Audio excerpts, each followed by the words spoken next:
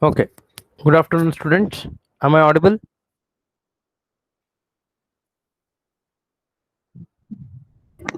So, Okay, fine. So, in my last class, I had discussed on how the igneous rocks are formed in nature, whereas the rocks itself, the rock cycle. Okay. If you have got any questions or any doubts, you have to clarify it at any point of time. Okay. Without failure, without any miss. Okay. Don't feel anything like that. You have to ask the questions, and if you have got any questions, you can ask me at any point of time. So today we shall start our discussion on a new concept of textures and structures of igneous rocks. See, this question will always come in the examination. Every now and then you can find this question in the examination. They may ask for the question like uh, forms of igneous rocks. Okay, forms of igneous rocks, the structures of igneous rocks as textures of igneous rocks are all one and the same. Okay, the forms of igneous rocks, the textures of igneous rocks and structures of igneous rocks, all the three will be attributed to single question itself. Okay, if they ask for structures of igneous rocks or even forms of igneous rocks, then all of them are one itself. Okay, there is one more thing called classification of igneous rocks, which is also an integral part of this texture and structure only. Okay, now what do you mean by texture and what do you mean by structure? See, texture means the size, the shape, and also the arrangement of the mineral grains in a rock. See, whenever the rock is being formed, it may be a igneous rock. We shall take the example of the igneous rock itself. Okay.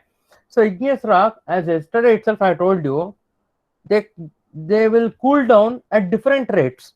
Okay. They may cool down at a very deeper depth. They may cool down on the surface, or it may be cooling down at an intermediate depth. Now, where the cooling takes place, if the cooling of the magma takes place at a very deeper levels of the earth, then the cooling will be very slow. Okay, the magma is subjected to very slow cooling. Whenever the magma is subjected to very slow cooling, the formation of the crystals is very clear. Okay, so when the clear crystals are being formed, then you can very easily make out the size, the shape and arrangement of the mineral grains in that rock. Whereas if the crystals or if the magma comes to the top of the surface and then it cools down, what happens is, see, for this example I'm going to quote you, if you drop a small piece of wax onto the ground, it will not take too much time to cool down. It cools down very rapidly, is it not? The rapid cooling is always attributed to it. The cooling is very rapid. As soon as you drop a small piece of wax, molten wax, or the candle piece or molten candle wax, it solidifies as soon as possible. As and when it is being dropped, it solidifies, which means to say there is no time that is required for the formation of the crystals is given by that candle or wax. Okay, similarly, whenever you any rock crystallizes or cools down on the surface of the earth, there is no time that is required for the crystals to be formed. So that's why the texture is completely different. Okay, so the texture that is found in the rock that is cooling at a very deeper levels is different from that is one that is cooled on the surface. Henceforth, there is difference between the two textures. Okay, the rock that crystallizes at a very deeper levels and the rock that crystallizes at the surface levels. Okay, so this means texture is always a dependent body on the rate of cooling of magma. Okay, texture always depends on the rate of cooling of magma. The amount of cooling, the time taken by the magma to cool down always signifies the texture of the rock. Okay, next, the grain of the igneous rocks. Now the grain size also is a dependent on the rate of cooling of magma itself, as already told.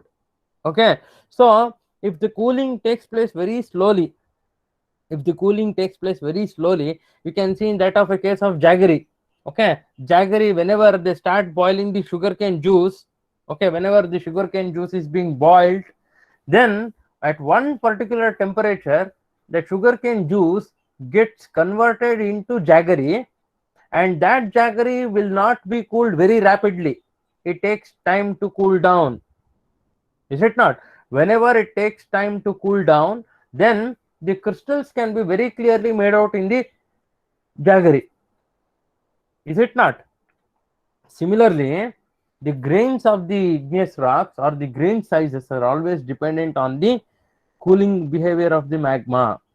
Okay, the slower the rate of cooling, the coarser is the grain of the rock. Okay, we can very clearly differentiate the crystals. Okay, if it is the cooling is very rapid, cooling takes place at a very speed, a very high rate, then the crystals will be formed at a very less rate. You cannot very easily make out or differentiate the crystals. Followed. So coming to the next, what is the broad classification of the igneous rocks? This is very important. They may ask for the classification of igneous rocks in the exams or in the tests also.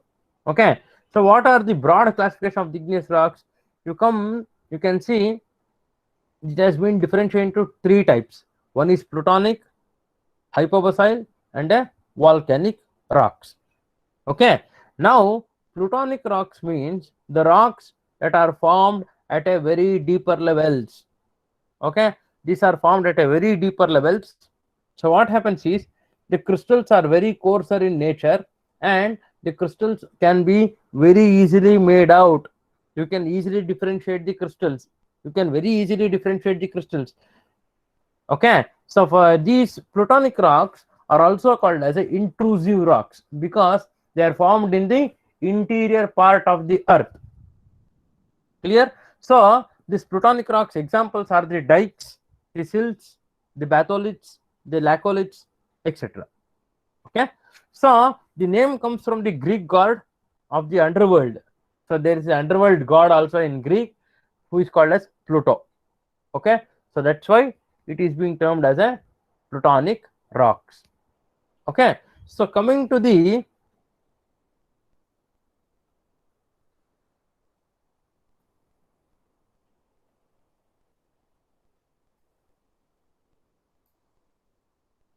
so what happens in plutonic rocks is that the plutonic rocks are formed at a very deeper levels, more than 10 kilometers in deep. So the rate of cooling of magma is very slow. Okay, the rate of cooling of magma is very slow. So what happens is the crystals are very clear. You can easily differentiate the crystals. You can easily make out the quartz crystal. You can easily make out the feldspar crystal. You can easily make out all the different mineral crystals. Okay, aggregation of minerals is nothing but your rocks. Okay, two or more minerals joined together to form a rock. Okay, so these two or more minerals which combine together to form a rock. Okay, so in a plutonic igneous rock, what happens is you can very easily make out the crystals. You can easily differentiate them. You can easily classify them as quartz, as feldspar, or as any other mineral. Okay, so what happens here is they are formed as intrusives, as injections.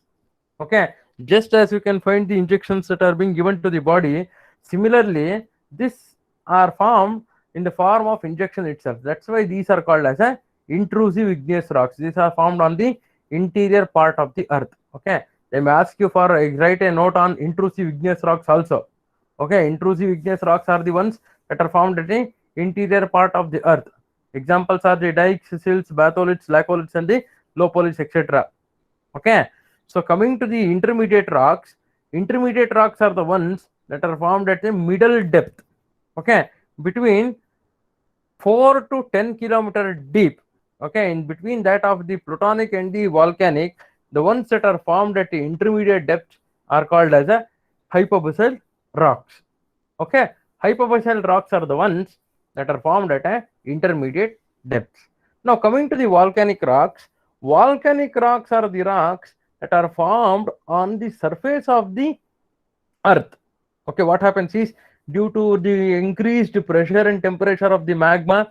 See, whenever the magma has to come out, it has to have certain amount of pressure and temperature. Now, if the temperature is present and the pressure is not present, then what happens is the magma solidifies in the interior part of the earth itself. Clear? Whenever there is amount of pressure and temperature that is required for the magma is present in the magma chamber, then only the magma comes out of the earth crust. Okay, if there is a sufficient amount of temperature and no amount of pressure is present in the magma, then the magma starts to solidify in the interior part of the earth itself, because pressure and temperature are directly related to one another. Okay, pressure is directly proportional to temperature and temperature is in proportional to pressure. Temperature and pressure are both are related to one another very directly. Okay, if there is amount of temperature and pressure present within the magma, then the magma comes out of the earth's crust in the form of lava. Okay, then if it does not possess such amount of pressure and temperature that is required for the magma, or that is required by the material, then it never comes out of the earth crust in the form of lava, but it starts to solidify in the interior part of the earth itself. Okay, in the interior part of the earth itself, it starts to solidify and forms the intrusive igneous rocks. Okay, whereas if it comes out in the form of lava, they form the volcanic rocks, so they are called as a extrusive rocks. Okay, so for example, lava or the magma flows, the pyroclastic flows, the ones that are found in the Hawaiian Islands, very quite commonly you can find them in the Hawaiian Islands. Just 3 days before, a small volcano or a small magma has erupted in the Hawaiian Islands. This is just 3 days before. Okay, every now and then this magma will be coming out in the Hawaiian Islands, but it will not cause any damage. Okay, it will not cause any damage because no people will be residing at that place, but still magma has been erupted.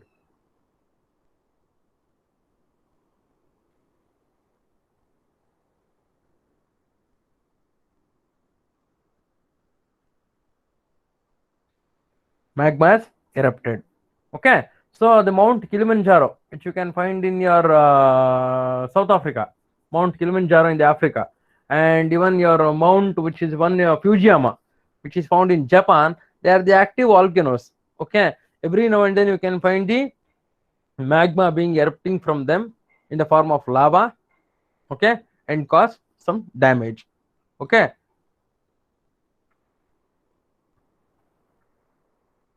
now you ask me the question, why should we study all these things?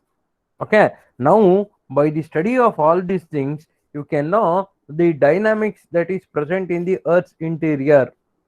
Okay, so the dynamics keep on changing. Okay, so the chemical content classification, the chemical content within the magma chamber will be keep on changing. Okay, sometimes what happens is there is enrichment of silica within the magma chamber. Okay, and sometimes what happens is the enrichment of iron and magnesium may be more in the magma chamber. So in order to understand all these things, you have to have a very good understanding of all these rocks. Okay, people usually what the geologists do is they bring the magma, molten magma itself, which is boiling magma, which is being just now erupted. They collect the samples, let them cool very slowly, and then they study their behavior. Okay, what the people usually do is they chip the magma, molten magma, which is semi-solid form. They remove it from the volcano or from the lava flow. They put it in a bucket which contains the water. Okay, so it starts boiling. Once you put the semi-solid magma, which is cooling down, into this water containing bucket, then it starts to boil. Once the boiling comes down, when the liquid, when the magma is completely cool, then they make sections out of it and study the mineral composition. Why they study the mineral composition? In order to understand the internal behavior of the earth. So internal behavior of the earth is very important. Okay, internal behavior of the earth is very important. You have to understand the internal behavior of the earth.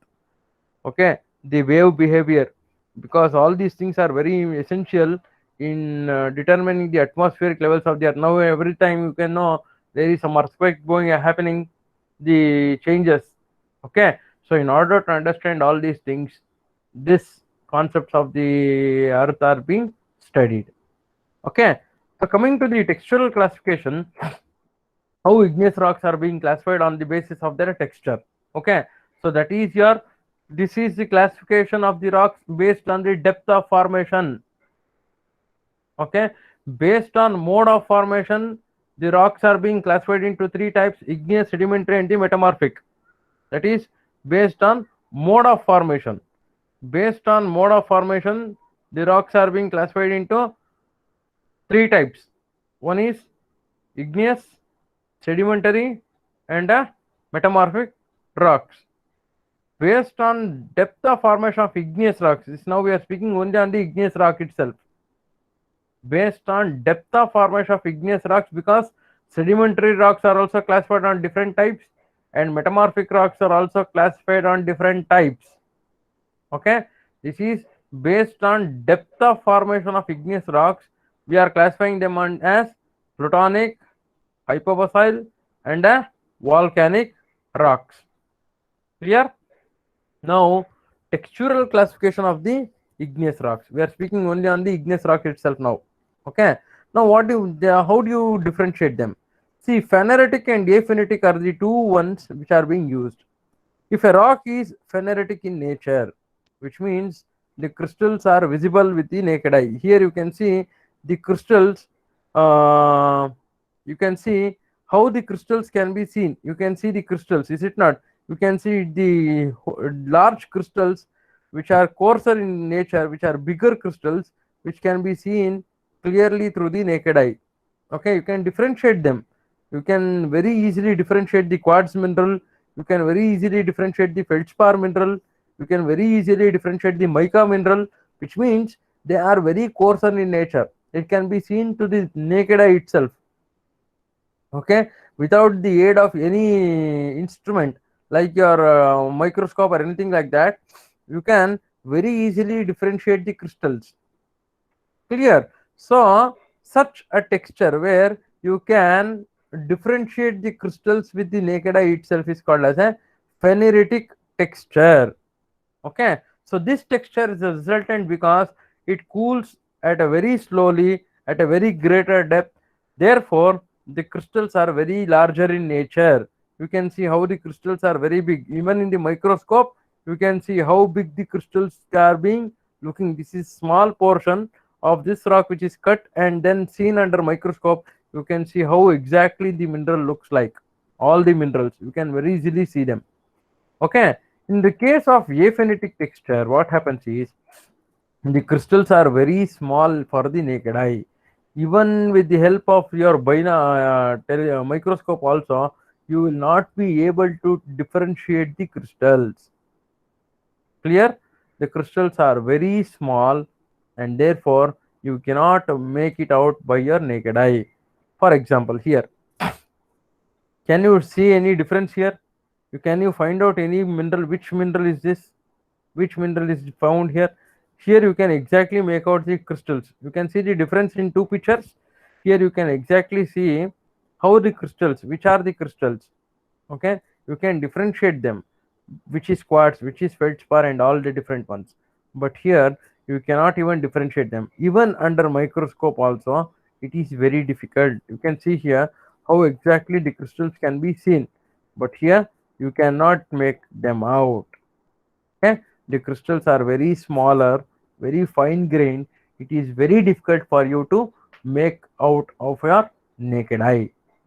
Okay, why it is? Because it is being fine grained, because it is cooled very rapidly at a very fast rate.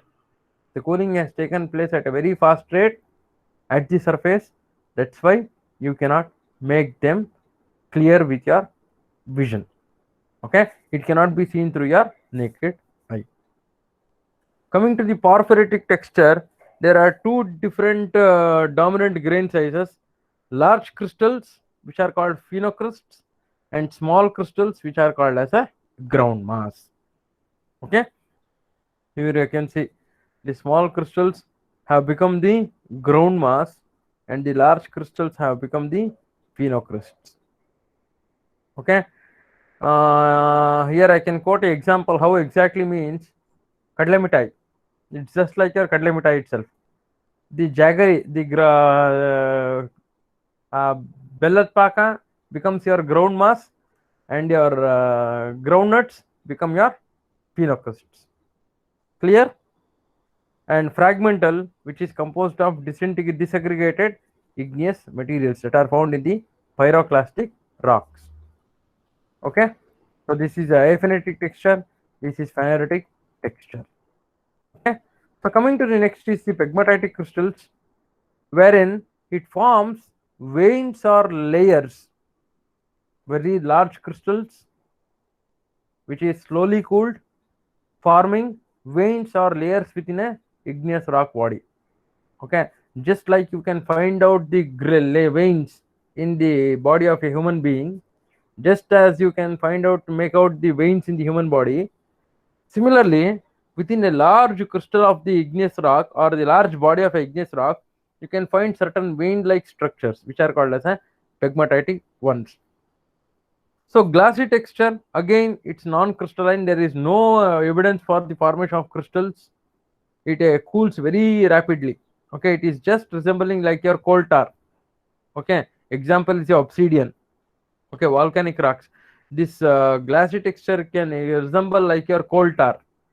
Okay, and finally is your vesicular texture, wherein it contains vesicles, that is holes or the pores or the cavities from which gases have been escaped or gases has been ejected out.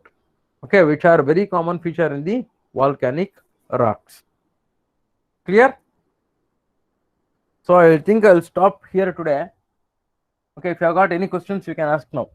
From tomorrow, I'm going to continue here with the composition terms and the classification of igneous rocks.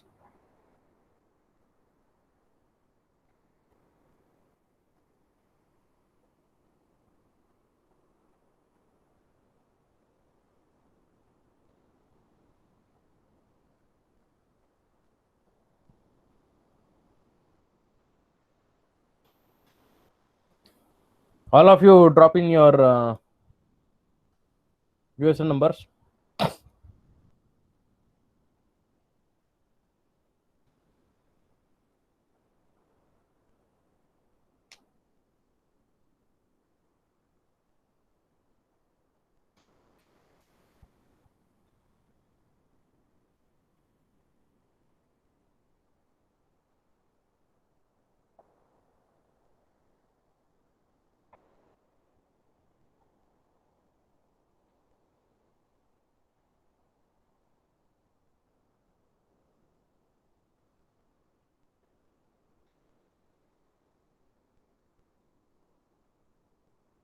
Is there any questions?